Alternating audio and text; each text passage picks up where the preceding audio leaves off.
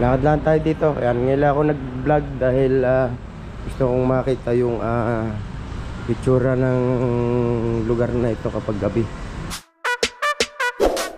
Idol!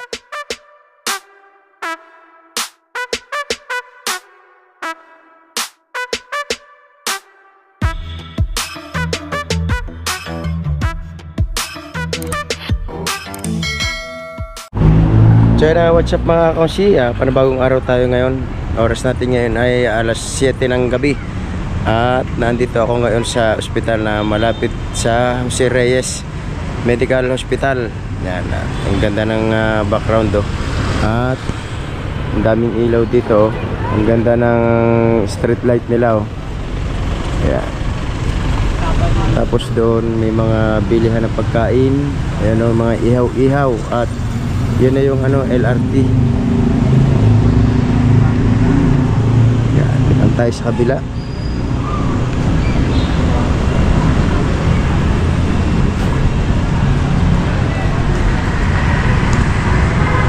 Yan. Bali yan yung Jose Reyes Hospital. Yan, San Lazaro Street, City of Manila. Yan. Bali yung entrance ng Jose Reyes.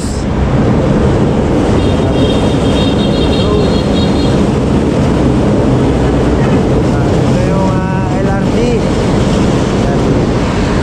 Ang lakas ng daan ng train. Yan yung harap ng Jose Reyes.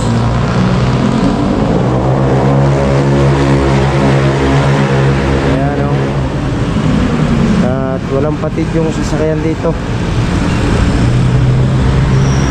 Tapos punta tayo doon sa pinagparkingan ng kotse. Bisitahin natin at medyo malayo doon sa bahay na tinutuluyan namin. Ayan, babalik. Dami nang bumibili ng ihaw-ihaw doon Kanina pa yan. Maliwanag pa yan. Dami nang bumibili. Ayan, pabalik ako. Oy, kapi mana.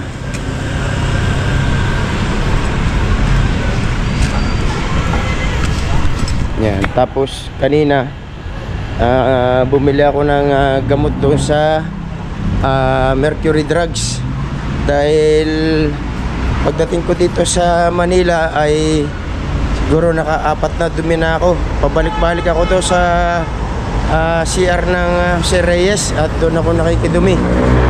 Yan yung Mercury Drugs na binila ko kanina ng Lomotel. Mabuti kahit walang reseta ay nakakabili. Yan, ito yung diretso street ito ng San Lazaro Street. Tapos yung nandun pa sa kabilang kanto yung pinagparkingan ng sasakyan.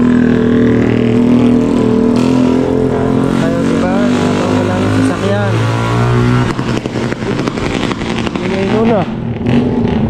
Walang yung motor yun. Yan. Tapos dito yung lugar na yan yung ang karwas. Ang lakas ng karwas na yun. Kanina pa yun may nagpapakarwas. So yan, bali ito yung dito nakapark yung kotse na gamit namin.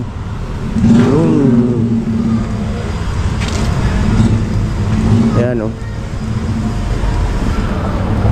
problema dito, ayan ang dami na ng damo.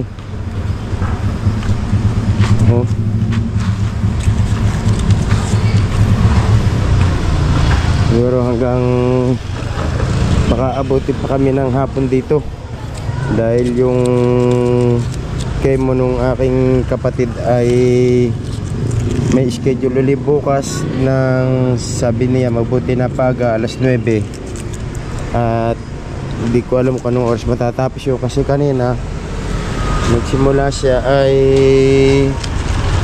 alas 9 rin ay natapos alauna na. So ganyan katagal yung pagkikemo niya. Yan, siguro kilala na rin na ibang vlogger yung kapatid ko kasi mahilig din siyang magpapasok doon sa mga live ng ibang vlogger. Si Elsa ano nga bang gamit niyang Elsa Valdez, ang gamit niyang account doon sa mga pinapasok niya sa mga live. Ayan, pabalik na uli ako. At ito nga, lakad-lakad lang ako dahil naiinip ako doon sa loob ng bahay. Bali, nasa second floor kami dito sa hilera ng San Lazaro Street. Ayan o, tingin-tingin tayo dito kung anong mabibili natin.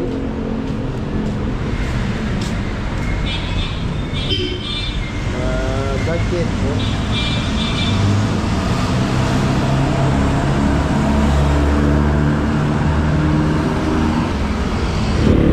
Yan, lalakad-lakad lang tayo dito sa ilalim ng LRT para meron tayong pang-vlog.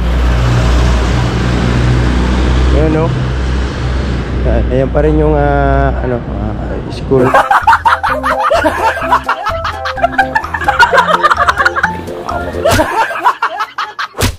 School, hospital ng ng Sir Reyes, yung kabila.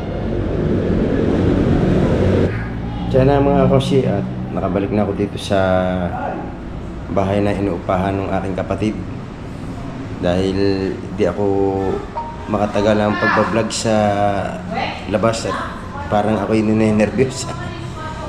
Iba kasi dito sa Maynila, hindi katulad sa probinsya na wala kang masyadong iisipin pagdating sa seguridad. So, kaya andito na, bumalik na ako dito sa apartment na inuupahan ng aking kapatid. Bali,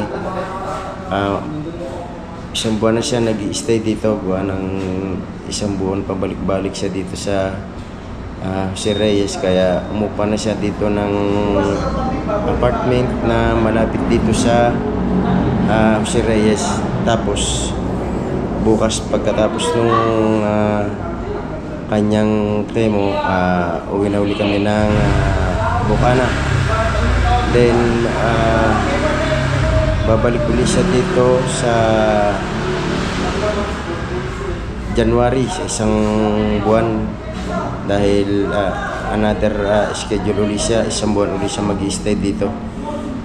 So yun, at kaya eto, minsan nakakapag-isip din dahil hindi biro yung gastos pag andito ka sa Maynila.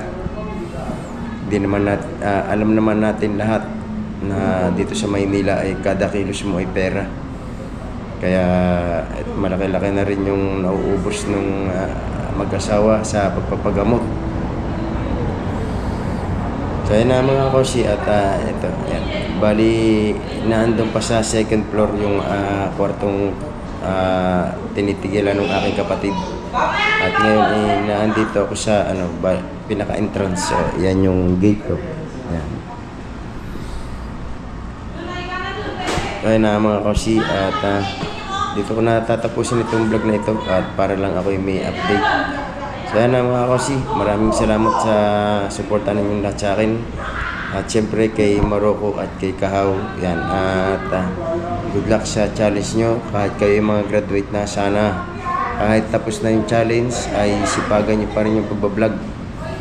At salamat din sa suporta sa akin ni Maroko at ni Kahaw. Yan. Kahit paano ay makakasahod na tayo sa January. At kay Maroko man ay ina-update niya sa akin yung ina-update niya sa vlog niya yung aking revenue. Parang kasali din ako sa challenge.